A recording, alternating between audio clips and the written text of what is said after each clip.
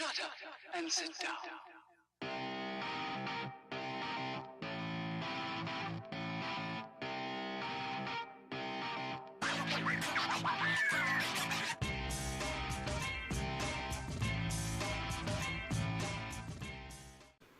Welcome everybody to the DwnFwdPUNCHcast, episode 19. I'm your host Jason Saris, and with me is Topher. How you doing, Topher? Hey, I'm doing good. We're in San Diego. We're at Comic-Con 2017. What's not to love? It's true. If you don't know, Comic-Con has become, it was once a comic book convention, but it's really become a big festival of sorts for pretty much all things entertainment, and that includes video games. So there's been a lot of representation here from a lot of major companies. I know Blizzard is here. We saw, Nintendo, Xbox, Sony, they're all here. A few others I think we've seen, at least around the facilities, right? Oh yeah, there's all kinds. Square Enix is one of my favorites, so I popped out their booth like a number of times, probably more than I really should have or needed to. Yeah, so we've been trying to get in with some of the panels, trying to get our questions in with some of the developers when we can, get our hands on a couple things. So I'll start us off with the really big news. We both got a chance to get hands-on with Mario Odyssey. What were your first impressions of the game? First impressions of the game. There was a very positive moment that I had almost immediately, and that's because I started off in like a desert kind of sandy kingdom. I think it's called the Sand Kingdom or whatever. Yeah. And very early on in the level, there was like a shop that you can enter, and I was immediately able to buy a suit and a black fedora hat to have Mario wear. So that was just incredible because I immediately started looking like La Bamba from Conan's band. And that was a blast for me. But honestly though, I thought it was a lot of fun, and like the hat throwing mechanic is cool. The possession kind of mechanic that you have is very cool. But the demo was very short, so I didn't get to really dive into things as much as I would have liked to. The demo is really short. It is basically a 10-minute demo, and there's two different versions of it. So you can go through the New Donk City hub portion of it, and you get 10 minutes there, or you can go through the Sand Desert, whatever that's called, and get 10 minutes there. You got to go through the one. I got a chance to go through both of those, and obviously the mechanics kind of work the same. You mentioned the hat throwing thing. We've seen in the trailers before a lot with the hat, and that you can use it as an attack, and we've seen that Mario can be various things within the game. This was kind of the first opportunity that I've had to kind of figure out how that works. I know I threw the hat at like a Bullet Bill, and I became Bullet Bill, and then you can kind of control him and accelerate him quickly to jump over large gaps or around corners or through things. There's even like Superman 64 rings that you can like go through yes. as the Bullet Bill. Let's not mention Superman 64 and like Mario Odyssey in the same sentence, because Superman 64 is a travesty. Fair. Yeah.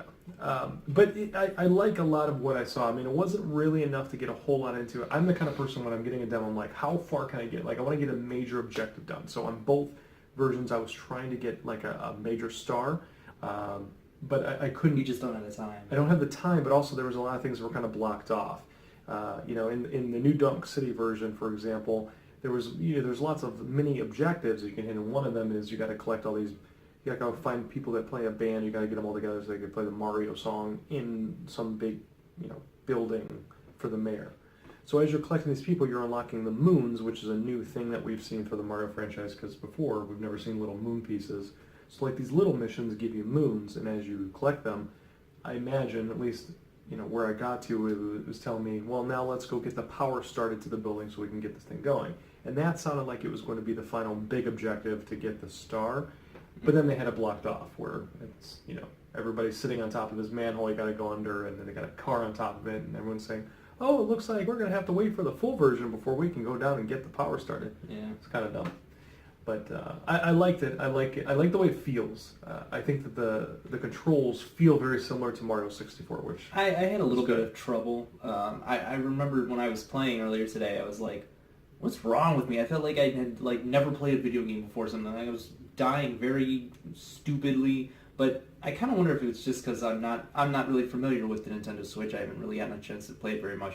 So you're holding the two little Joy-Cons down at your sides, and it's a very different kind of experience. Because I also felt weird holding it up like this, because I'm like, clearly I don't need to be holding them like this. So I was kind of more relaxed, but Yeah, so like I'm not saying I think that there's an issue with the controls. I just think I was doing a horrible job at controlling it, and that's on me. Yeah, and some of the gameplay footage that we're showing here as we're talking is not actually our gameplay footage. So one of the other people that were there to review or take a look at the game, they had their son or grandson or somebody with them, and that was their playthrough. So if you're asking yourself, like, why can't these guys do anything productive? That's why it was not actually us trying. That wasn't our gameplays.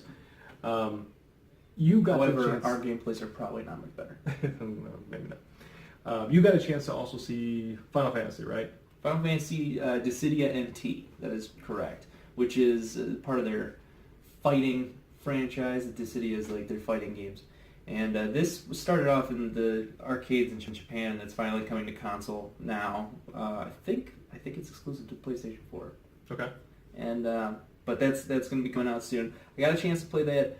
I enjoyed it a lot, but it's kind of a lot to take in. One problem I have with it is just like there is so much information on the screen that I don't know what I'm looking at. Like you've got your health bar, you've got allies' health bars, you've got the enemy health bars, you've got meters for just all kinds of stuff, whether it's your EX meter or your bravery meter. Like there's all kinds of different metrics and like gauges and stuff, and I kind of have no idea what it all represents. But I did have a lot of fun playing as Cloud Strife, doing the cross slash, doing his maneuvers, a lot of his his limit breaks on these other iconic Final Fantasy characters in the city of Alexandria, Final Fantasy IX. It was a lot of fun. Good. Yeah, Final Fantasy is not my thing, so I leave that to kind of it's more your wheelhouse. But obviously, it's a big franchise, it's a big title, and a lot of people I'm sure are going to be excited for it. I got to sit down on a couple panels for a couple different games. Capcom had their Street Fighter 30, I forget what it's called, I think Street Fighter 30 anniversary edition. That game is already out, but they have a major DLC pack that's coming. So I got a chance to see some of that. There's some new outfit stuff coming. I believe that all the characters are going to be getting sports costumes, which it doesn't matter much to me, but a lot of people like that kind of stuff. They also unveiled a new character, Abigail, who is just a mountain of a human being. I mean, this guy is just absurdly huge. So I think a lot of people are going to have fun with that. Also got a chance to sit in on Shadow of War, which this has been my first major exposure to the game. I know we've seen a little bit when they announced it, and obviously at E3 when they talked about how it's going to be on the One X, we saw a little bit more of it there. But I didn't play the first one. I never played Shadow of Mordor. Ooh, you're missing out. I know it's supposed to be good. So for me, I was kind of going into this fresh, and I wanted to see what Shadow of War was about. It looks pretty impressive. The scale of the game seems so big. Like it seems like a very epic story, which is exciting. There are elements to the visuals that don't wow me.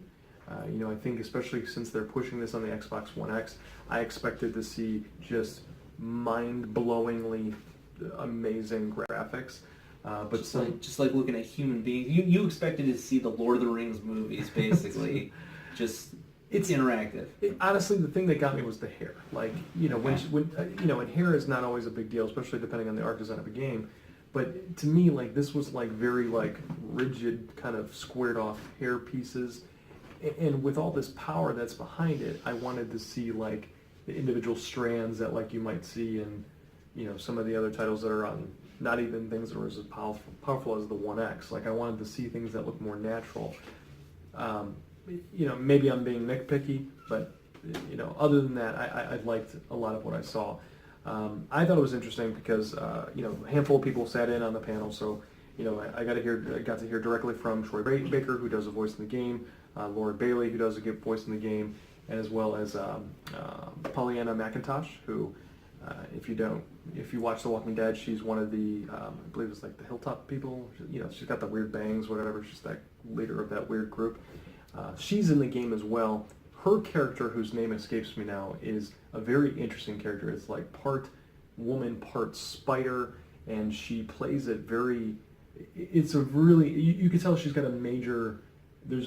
She's a major influence on the story. They were being very secretive about what exactly she's going to have as far as her involvement goes. But you could tell she's a major influence on the story. She's part woman, part spider? Yes. Or is it just a gigantic spider? She is at some point, sometimes she is a gigantic spider, and other times she is a woman that has lots of spiders crawling all over her and stuff. It's very gross. She was a shell-up, was she? Maybe. That sounds vaguely familiar. I'm also not terribly familiar with the Lord of the Rings books. So. Yeah, we sent the wrong person to go look at this game, apparently. But I bring her up because she had this fascinating story, and this is not so much in the video game, but more so on Lord of the Rings itself, that her grandfather, I guess, was like good friends with Tolkien, and they used to, they were like, I don't know if they were They roommates. used to play video games together. Not video That's the games, rumor. but squash. They played squash together. Which, in a way, is kind of like the proto-video game. Sure. Also, it's a gourd. I hate you. So her grandfather and Tolkien used to play video games, or not video games, used to play squash together. got in your head, you got in my man. head. They used to play squash together, and apparently there was one time where they were going so intense that Tolkien snapped his ACL in the middle of it, and he was so mad at Pollyanna McIntosh's grandfather because one, he thought the guy was being too aggressive, but two, he's like, God, now that those books I've been putting off for so long, I'm gonna have to sit there and it's gonna force me to do it because I've been trying to just avoid it, and now I'm gonna have to. And that turned out to be Lord of the Rings. So if it weren't for her grandfather, we may never see one of the most celebrated franchises in sci-fi history. Wow. Kind of cool. But Interesting piece of trivia. That's yeah, I mean, again, it's more so about the story than it is about the actual game, but. I get it because squash is also like. Do you Of see what I mean? Yes, Okay. I see. All right. Okay. Yeah, I know, I see. So yeah, I mean, Nintendo is got their Nintendo Lounge. They've been pimping out a whole lot of games. It's been everybody is trying to get their hands on everything in there. So we're still hoping to get to some of those other titles that are there. Haven't done so yet. We still have a little bit more time to try to do that. But Mario Odyssey, definitely exciting. Mm-hmm. Definitely something to be excited for. Shadow of War, I like what I'm seeing. Capcom, if you're into Street Fighter, good things are on the way. And, you were a fan of the Final Fantasy stuff. Yeah. You really tacked that on at the end like it didn't matter. Thanks. Well, it's more of a niche thing, the fighting Final Fantasy thing. It's different. Yeah, it's definitely a different way with that franchise. And it's relatively new, I guess. I don't remember when the first Dissidia came out, probably like 2006 or something. Doesn't matter. I'm getting off topic. But yeah, I am excited about it. It was pretty cool. Yeah. So it's a short episode today, but we wanted to make sure that we got you something from Comic-Con. So from, if you want to follow us on Twitter, you can. You can follow the group at DwnFwdPUNCH. That's at DwnFwdPUNCH. You can follow me. I'm at Sergio Armani. And if you want to follow Topher, At Cobradactyl. there you go. So that was the episode 19. And until next time, keep on gaming. We did it from Comic-Con.